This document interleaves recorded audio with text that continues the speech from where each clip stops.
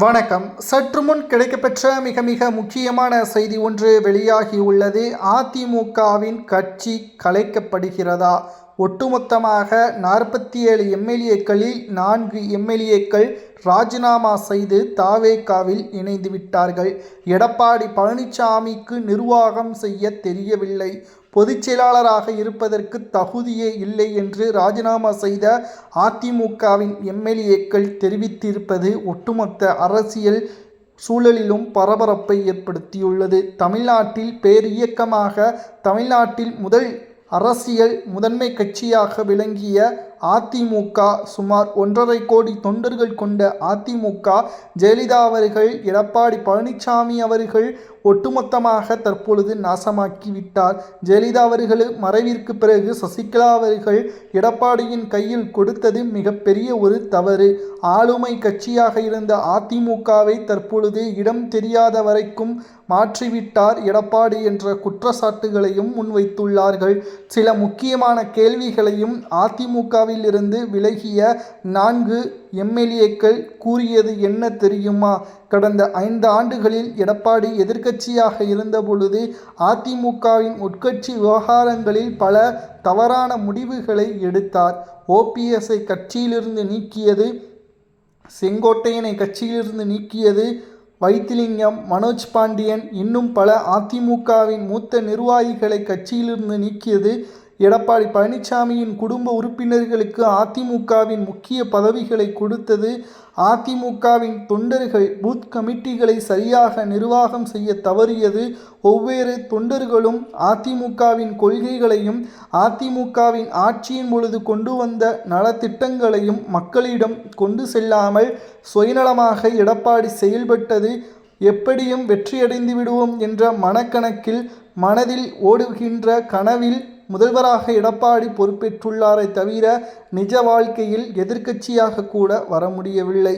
மேலும் விஜய் அவர்களுக்கு தனி பெரும்பான்மை இல்லாத போது நேரடியாக விஜய் அவர்கள் எடப்பாடியிடம் தொடர்பு கொண்டு பேச்சுவார்த்தை முயற்சி செய்த போதே எடப்பாடி, உங்களது வேலையை பார்த்து கொள்ளுங்கள், ஆதரவுகள் எல்லாம் தர முடியாது என்று புதியவர்களுக்கு வாய்ப்புகளை வழங்காமல், மக்களின் தீர்ப்பை ஏற்றுக்கொள்ள முடியாமல் எடப்பாடி பழனிசாமி அவர்கள் செய்த தவறுதான் தற்பொழுது அதிமுக நிலைகுலைந்து விட்டதாகவும் பல்வேறு குற்றச்சாட்டுகளும் முன்வைக்கப்பட்டு வருகிறது.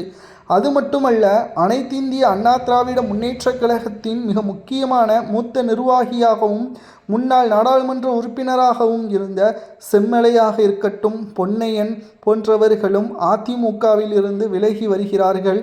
ஏன் முன்னாள் சபாநாயகர் தனபாலும் அதிமுக மிகவும் மோசமான முறையில் எடப்பாடி செயல்படுத்துகிறார், இதனால்தான் நான் ராஜினாமா செய்கிறேன் என்றும் தனபால் போன்ற முக்கியமான மூத்த அரசியல்வாதிகளும் அதிமுகவில் இருந்து வெளியேறிவிட்டார்கள். இளம் தலைமுறைகளுக்கான அரசியலை எடப்பாடி பழனிசாமி அவர்கள் கையாளவில்லை. தற்பொழுது அதிமுக கொஞ்சம் கொஞ்சமாக தமிழக மக்களது மனதிலிருந்து நீக்கம் படுகிறது என்றும், தமிழ்நாட்டில் இனி திமுக வர்சஸ் தாவேகா என்ற அரசியல் சூழல் மாறிவிட்டது. இனியும் மொழி அரசியலோ, மத அரசியலோ, இன அரசியலோ பற்றி பேசுவதற்கு இனி வாய்ப்பு இல்லை. மக்களுக்கு நல்லது செய்யக்கூடிய கட்சிகளுக்குத்தான் ஆதரவுகள் இனி இருப்பதாகவும் கட்சியிலிருந்து விலகிய 4 எம்எல்ஏக்கள் தெரிவித்திருப்பது அரசியல் வட்டாரத்தில் பெரும் பரபரப்பை ஏற்படுத்தியுள்ளது. தமிழ்நாட்டில் அதிமுக ஆட்சி அதிகாரத்திற்கு இல்லை என்றால் தமிழ்நாடு முழுவதும் அதிமுக சிறு அலுவலகங்கள் மூடப்படும். அங்கு நிர்வாகத்திறம் இல்லாத காரணத்தினாலும் பணங்கள் செலவழித்து அங்கு அடிப்படை வசதிகளை செய்து தர எடப்பாடி மறுத்ததன் காரணமாகவும் பல கிராமங்களில் அதிமுகவின் அலுவலகங்களை மூடப்பட்டதாகவும் பல்வேறு குற்றச்சாட்டுகளும் முன்வைக்கப்பட்டு வருகிறது. மேலும் பாஜகவுடன் நாடாளுமன்ற தேர்தலில் கூட்டணி வையுங்கள் என்று நாங்கள் எவ்வளவோ கூறினோம், ஆனால் எடப்பாடி கேட்கவில்லை. அதனால் நாங்கள் 10 எம்பிக்களை இழக்க நேரிட்டது. ஆனால் சட்டசபை தேர்தலில் பாஜகவுடன் கூட்டணி வைக்க வேண்டாம் என்று கூறினோம். ஆனால் அப்படியே அந்தர்பல்ட்டி அடித்து பாஜகவுடன் கூட்டணி வைத்து தற்பொழுது 47 இடங்களில் வெற்றியடைந்துள்ளார்.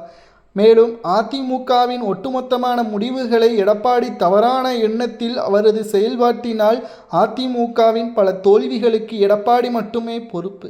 எங்கள் மீது பழியை போட்டுவிட்டு நாங்கள் சொன்ன வார்த்தைகளை மதிக்காமல் எங்கள் மீது மட்டும்தான் கோபப்பட்டு எடப்பாடி செயல்படுகிறார். இதை எப்படி ஏற்றுக்கொள்ள முடியும்? அதிமுகவின் செயல்பாடுகள் நிச்சயமாக ஒருதலைபட்சமாக அவரது விருப்பத்திற்கேற்ப செயல்படுவது இது சிறு கட்சியோ அல்லது குறிப்பிட்ட சமூகத்தின் கட்சியோ கிடையாது. அதிமுக என்பது சாதி சமய வேறுபாடு இன்றி அனைவருக்கும் பொதுவான எம்ஜிஆர் அவர்களால் கொண்டுவரப்பட்ட பேர் இயக்கம்.